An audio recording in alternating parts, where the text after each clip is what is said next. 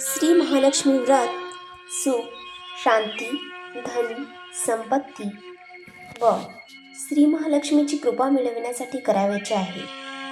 व्रत करणारे स्त्री पुरुषाने शरीराने व मनाने स्वच्छ व आनंदी असावे. ह्या व्रताला कोणत्याही महिन्याच्या शुक्ल पक्षातील पहिल्या गुरुवारी सुरुवात करता येईल. दर गुरुवारी महालक्ष्मी व्रत पूजाविधी सहित करावे. महालक्ष्मी व्रताची कथा व महात्म्य वाचावे.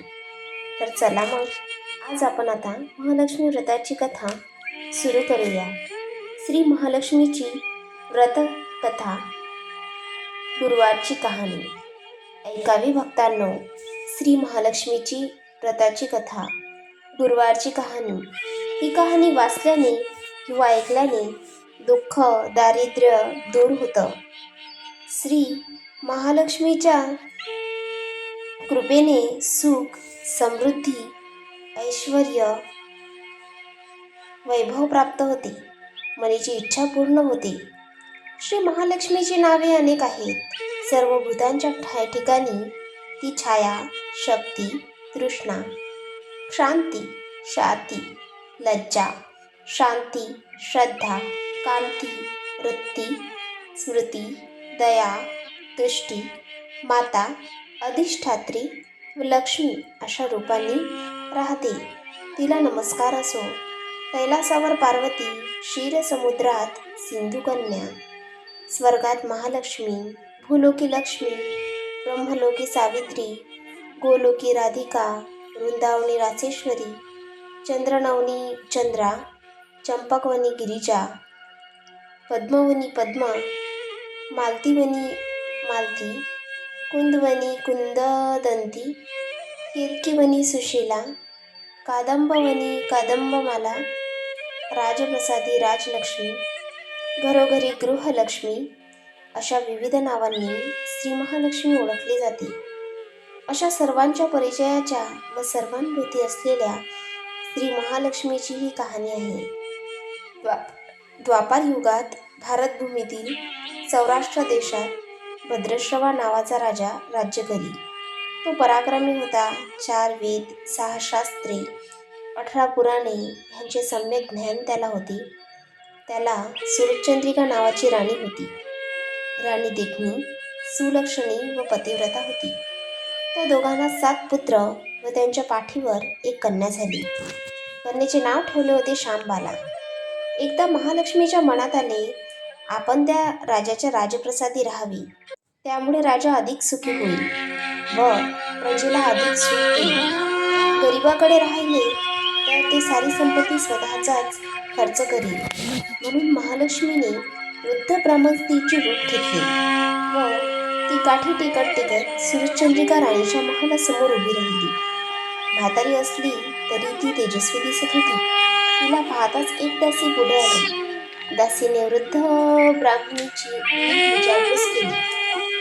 वृद्ध ब्राह्मणीचे रूप घेतली श्री महालक्ष्मी माता म्हणाली, बाळ, माझे नाव कमळा. माझ्या पतीचे नाव भुवनेश. आम्ही राहतो द्वारकेला.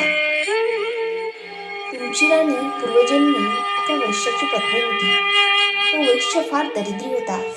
रोज त्या दोघांची भांडणं होत. राणी वनी उपाशी भटकू लागली. तिची ती दशा बघून मलाच तिची दया आली.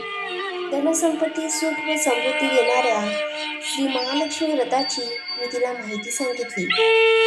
माझ्या सांगण्याप्रमाणे तिने लक्ष्मी व्रत केले. तिला महालक्ष्मी प्रसन्न झाल्यामुळे तिचं दारिद्र्य संपलं. तिचं घर, संतती, संपत्ती व समृद्धीने भरलं. तिच्या जीवनात आनंदी आनंद आला. पुढे ती पती-पत्नी निधन पावले. लक्ष्मी व्रत केल्यामुळे ती दोघं लक्ष्मी लोकात वैभवात राहिली. त्यांनी जितकी वर्ष श्री महालक्ष्मी व्रत केलं तितकी 1000 वर्ष त्यांना सुखभोग मिळाले. या जन्मी त्यांचे राजकुळाचे जपसह आहे तर त्या राणीला लक्ष्मी व्रताचा विसर पडला आहे. त्याची आठवण करून देण्यासाठी मी मुद्दाम आले आहे. वृद्धेचे ते बोलणे ऐकून दासीच्या मनात जिज्ञासा उत्पन्न झाली. तिने वृद्धेला नमस्कार केला व म्हणाली, माताजी, मला त्या व्रताची माहिती व पूजाविधी सांगा. वृद्धेच्या मनातील महालक्ष्मीने दासीला लक्ष्मी व्रताची माहिती दिली व महिमा सांगितला. मग ती दासी त्या वेळेचे उपकार त्या वृद्धेचे उपकार मानून व तिचा नमस्कार करून राणीला निरोप सांगण्यासाठी अंतःपुरात गेली. राजवैभवात लोळणाऱ्या त्या राणीला आपल्या ऐश्वर्याचा फार गर्व झाला होता. संपत्तीमुळे व सत्तेमुळे ती उन्मत्त झाली होती. म्हातारीचा निरोप ऐकून ती रागारागाने व तावातावाने आली आणि त्या वृद्ध ब्राह्मण स्त्रीला कटकळपणे बोलली. तिला धक्काबुक्की केली. ती ब्राह्मण वृद्ध स्त्री म्हणजे प्रत्यक्ष लक्ष्मीच होती हे काही राणीला कळले नाही. राणीचा तो उद्धटपणा पाहून महालक्ष्मी तेथे न राहता स्वस्थानी जायचे ठरवले. ती राजद्वारातून निघाली. वाटेत तिला श्यामबाला भेटले.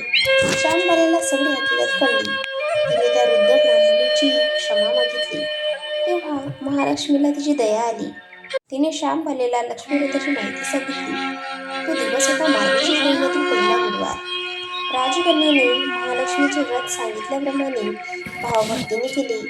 त्यामुळे सिद्धेश्वर राजाच्या मांडवी या राजपुत्राशी तिचा विवाह झाला. ती पतीसह राजवैभवात नांदू लागली. इकडे मात्र महालक्ष्मीचा कोप झाल्यामुळे भद्रश्रवा व राणी सुरचंद्रिका यांचे राज्य, ऐश्वर, वैभव सर्व गेले व त्यांची अन्नान्न दशा झाली. एके दिवशी सुरचंद्रिका आपल्या पतीला म्हणाली, आपला जामात राजा आहे, खूप श्रीमंत आहे, त्याच्याकडे जा, आपले हाल सांगा, त्याला दया येईल, तो आपल्याला सहाय्य करेल. त्याप्रमाणे भद्रश्रवा जावयाच्या राज्यात आला. तो तळ्याच्या काठी बसला असताना पाणी नेण्यासाठी आलेल्या श्यामबालेच्या दासीला तो दिसला. त्याची राजलक्ष्मी जाणून दासींनी त्याचे नावगाव विचारले. तो श्यामबालेला राणीचा पिता आहे हे कळल्यावर दासी धावत श्यामबालेकडे गेल्या. त्यांनी सर्व हकीकत तिला सांगितली. दासीकडून राजवस्त्रे पाठवून श्यामबालेने आपल्या पित्याला मोठ्या थाटामाटाने राजवाड्यात आणले. आदर सत्कार केला. नाना परीचा पाहुणचार केला. तो परत जायला निघाला तेव्हा तिने हंडाभरून धन दिले. भद्रश्रवा घरी आला. सुरचंद्रिकेला आनंद झाला. तिने हंडा उघडला तो काय, हंड्यात द्रव्य नव्हते, कोळसे भरलेले होते. महालक्ष्मीच्या अवकृपेने हा चमत्कार घडून आला होता. काही दिवसांनी सुरचंद्रिका आपल्या लेकीच्या घरी गेली. तो दिवस होता मार्गशीर्षातला शेवटचा गुरुवार. श्यामबालेने महालक्ष्मी व्रत आईकडूनही करविले. सुरचंद्रिका आपल्या नगरात आली.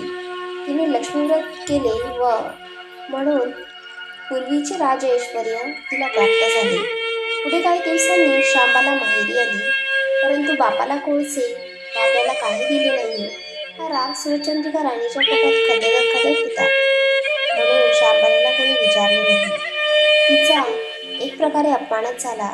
परंतु आईवडील रागावताना ती निघून गेली. निघताना तिने तिथले थोडे मीठ घेतले. आपल्या राज्यात राजपुरोहित आल्यावर पतीने तिला विचारले, बाहेरून काय आणले? ती म्हणाली, राज्याचे सार आणले. पती म्हणाला, म्हणजे काय? पत्नी म्हणाली, थोडा धीर म्हणजे कळेल. त्या दिवशी तिने सर्व जेवण अळणी काढायला वाढले. नवऱ्याच्या ताटात तिने सर्व जेवण वाढले. त्याला सर्व जेवण अळणी लागले. मग तिने ताटात थोडे मीठ वाढले. पदार्थात ते घालताच जेवण रुचकर झाले. हेच ते राज्याचे सार. श्यामबालेच्या पतीला तिचे म्हणणे पटले. मग त्या दोघांनी हास्यविनोद करून जेवण पुरे केले. अशा रीतीने जे कोणी महालक्ष्मीला श्रद्धेने करेल त्या भक्तावर महालक्ष्मीची कृपा होईल. सुख, समृद्धी व शांती ह्यांचा लाभ होईल. सकळ मनोरथे पूर्ण होतील. मात्र श्रीमंती आल्यावर उतू नये. महालक्ष्मी व्रत करायला चुकू नये. दर गुरुवारी पोथी वाचायला विसरू नये. महालक्ष्मीचा महिमा पुरवितो भक्तांची कामना. अशी ही श्री महालक्ष्मी व्रताची कथा वैवाहिक कहाणी सुफळ संपूर्ण. ओम श्री महालक्ष्मी देवे नमः. ओम ह्रीं श्री महालक्ष्म्यै नमः. ओम शांती शांती शांती.